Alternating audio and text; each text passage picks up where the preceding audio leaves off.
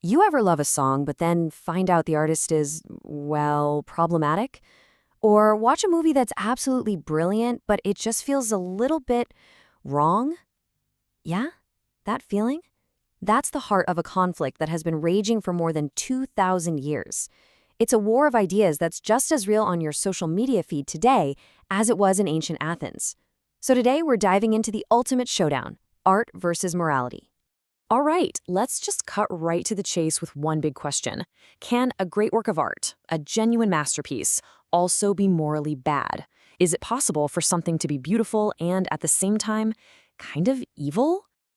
At the core of this whole thing, you've basically got two opposing teams. On one side, you have what we'll call the aesthetists.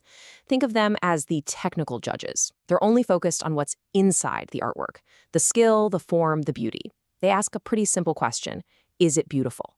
But then on the other side, you have the moralists. They look outside the artwork at its effect on the real world, on you and me. And they ask a totally different question: is this good for us? So let's start by putting art on trial. We're going to hear from the prosecution first, the moralists. Their argument is that art isn't just some fun distraction. It's a super powerful force that has to be held accountable for what it does. And our star prosecutor, maybe surprisingly, is the ancient philosopher Plato. Now, what's so fascinating is that Plato got how powerful art was because he was an artist himself. He took its power so seriously that in his vision of a perfect society, he said any artist who didn't make art that served the state, well, they should be honored, praised, and then politely but firmly kicked out. So why take such an extreme stance? Well, for Plato, it was a no-brainer. Art is just too powerful to be left to its own devices. He figured the most important job of the state was to shape good citizens. And since art can stir up all our emotions, it could easily get in the way of reason and stability. He basically saw art as a powerful drug. It should only be used to inspire virtue. Anything else was a direct threat to a happy society. Now, let's fast forward a couple thousand years. The moralist argument gets a new champion in the famous Russian novelist Leo Tolstoy. Just like Plato, he was convinced that art had this huge social mission. For Tolstoy, the entire point of art was to infect, his word, the audience with the very best moral feelings, feelings of love and brotherhood that could unite all of humanity. Art that was just for pleasure, in his eyes, that was a total waste. But you know how it is. For every powerful argument, there's always an equally powerful rebellion. And in the 19th century, a new revolutionary movement rose up to challenge the moralists with a defiant new slogan: art for art's sake. And the perfect face for this rebellion? The one and only Oscar Wilde.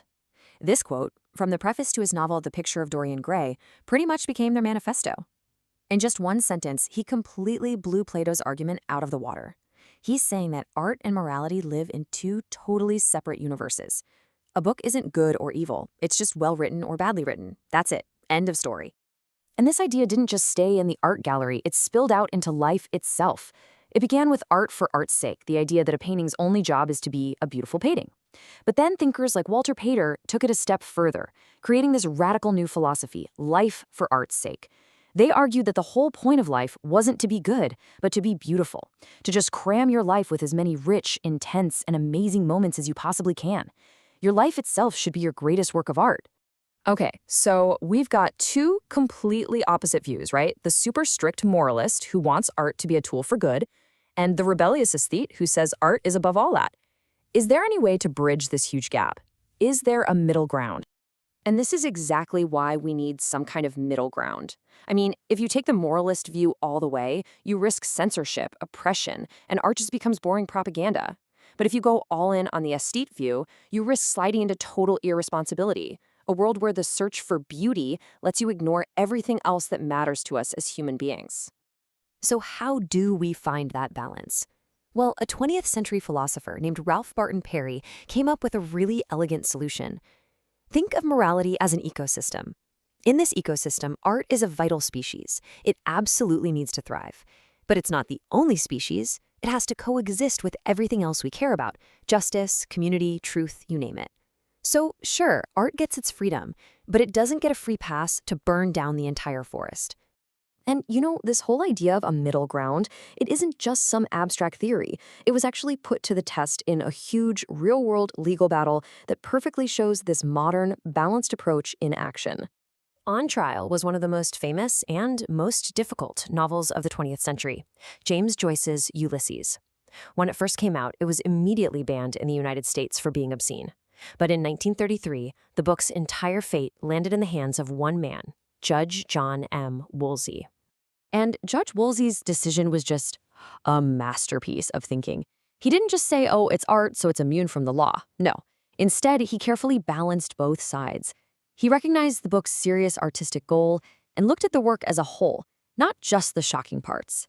Then he weighed its potential harm and concluded that, for a normal person, it wasn't pornographic. He basically performed that moral ecosystem check in real time, and with that, he lifted the ban. Judge Woolsey's thoughtful decision gave us a powerful way to think about this first time. But what about our time? We live in an age of AI that can create a perfect song in the style of a troubled artist, or deepfakes that can make anyone say anything.